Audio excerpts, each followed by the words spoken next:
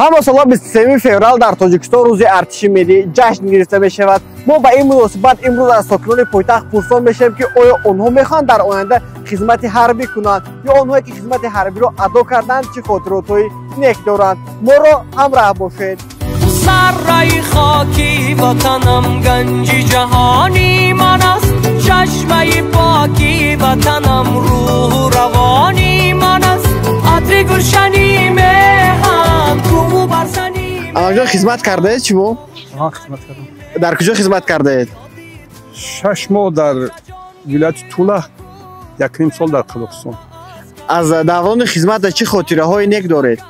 دوران خدمت ما من همچون کماندیر بودم، کماندیر زود بودم. خدمت من خیلی خوب گذشت، یگان مشکلی نبود در خدمت من. همه برای من یک بودن، نبود که خیلی ملدوی هست یا پسری هست که خیلی گپا نبود. در آینده خدمت کردنی هستید یا نه؟ حتما البته. در روز 23 فوریه یگان مراتب تحفه گرفتید؟ بله، در دوران مکتبی. بهترین تحفه که گرفتید چی بود؟ کتاب بود. با اونایی که خدمت حربی کرده هستند چه تمنیات دارید؟ سلامت، سربلند، موفق باشن. در آینده خدمت کردنی هستید یا نه؟ خدمت میکنه. وای خدمت وطن مدت دیگه فرض. همه تحفه بهترین یا سخنان نازه. با اونایی که در خدمت حربی هستند چه تمنیات دارید؟ باید تمنا دارم که خدمت حربی رو ادا کنم و صحب سلامت به نزد پدر و مادر بیایم. خدمت کرده اید؟ ها. در کجا؟ لوبدا. واین چاس 23. از دوران خدمت چه خاطره های نیک دارید؟ همش نیکه. در روز 23 فوریه یگان مراتب تحفه گرفته؟ ها. هر 23 فوریه. از کی؟ ای کارگرو، ای همکارو، ای کلکتیو. بهترین تحفه که در این روز گرفته چی بود؟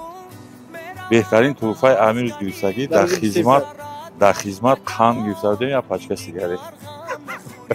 و تحفه عادی‌ترین که گرفته چی بود؟ تحفه عادی‌ترین شو چیزا میتونن نسکی میتونن هاپریمر عادیش. چی تمنیات دارید برای مردان وطن؟ برای مردان وطن که وطن همه وقت باید خدمت کنیم، همه وقت در پاتریوتیسم ما باشه، ما همه وقت وطن خودمون را دوست داریم. برای همین همه وقت تمنا میکنیم که همه وقت روشای ما خدمت ناز بینن، وطنشون را دوست دارن، روان مردک شده بیاین تمام. در آینده میخواید خدمت کنید یا نه؟ با اونهایی که امروز خدمت حربی رو ادا کردن چه تمنیات دارید؟ برای آدمایی که خدمت کردن قرض خدمت نه قرض چقدر بود؟ برای هر یک شهروند اون داره که خیلی خدمت کنه، خیلی خدمتی چقدر واجب بیاره. تمنیات شما؟ ما خیلی همون داریم که خدمت کردن همش در خیلی تبریک. خیلی شما بسیاری بلند خدمت اپیل کنم بهش پدر مادر بومه باز میگردم. اکیدو خدمت کرده؟ نه خواندگی مقصد. خواندگی در کجا خواندگی؟ دانشگاه ملی. در روز 23 فوریه یگان مراتب تحفه گرفته؟ یاد ندارم راستش، این چیزا رو قضاوت ندارم. چه تمنیات دارید در این روز با مردان وطن؟ خوشبختی تمنا دارم. خوشبختی بزرگواری ها و دویم سربلند باشن. اون کسانی که در حفظ وطن ما مقصد خدمت میکنن دویم سربلند باشن. در کجا خدمت کردید؟ چاس نویل بیسلنس کردم.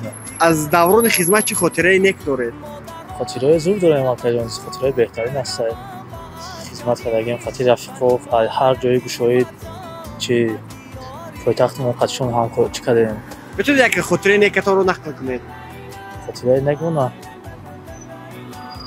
خاطره نیک همی صحبت همون نمونه که صحبت کردیم، خیلی رفیقی کردیم، مقصد اکاودو داری کردیم، خدمت کردیم، خدمت پدر مادر. از همه بهترین تحفه که در روز 23 فوریه گرفتید و از همه تحفه که عادی‌ترین بود چی بود؟ بهترینش همین سخن خوبه که تبریکات سخن خوبه. سلام علیکم. امک جان خدمت کرده؟ بله. در کجا خدمت کرده؟ در استونیا. از دوران خدمت چی خاطره های نیک دارید؟ خدمت کردیم در دوره جوانی. در این روز یگان مراتب تحفه گرفته؟ یادم نیست. چی تمایل داری در این روز برای مردان وطن؟ تبریک میکنم همه جوانمردای وطن. سلامت باشید. بعد از ادای دوره دانشجویی به خدمت میروید؟ بله. چون نیت دارم. در این با اونهایی که خدمت میکنن چی تمایل دارید؟ براشون موفقیت و همیشه در حفظ کشور و برار خواهانم. ما نیز به خاطر دیگر ساکنان کشور آنهایی که در خدمت حربی هستند با این روز تبریک و مبارکباد گفته با آنها بردباری سلامتی و خوشبختی خواهانیم. تا برنامه‌های دیگر خیر.